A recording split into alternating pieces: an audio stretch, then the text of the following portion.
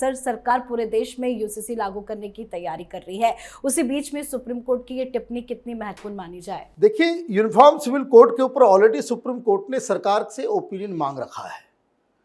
वो supreme court में उनको बताना है कि भाई आप ये जो संवैधानिक दायित्व है बाबा भीमराव अंबेडकर लिख करके गए हैं, है ना, उसके अंदर आपको हिंदुस्तान में यूनिफॉर्म सिविल कोड लगाना है। लेकिन आज एक विचित्र तरह की कहानी आ गई।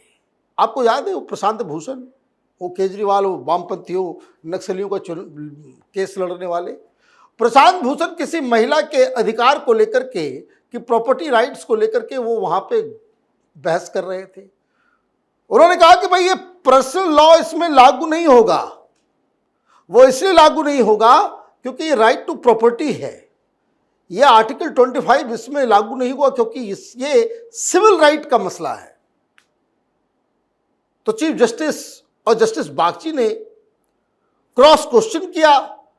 उन्होंने कहा कि अब इसका मतलब तो यह है कि अगर इस तरह की चीजों में अगर personal law null and void हो जाएगा तब तो एक गड़बड़ी आ जाएगी, तब तो मुस्लिम महिलाएं, उनके सामने कोई प्रोटेक्शन नहीं बचेगा।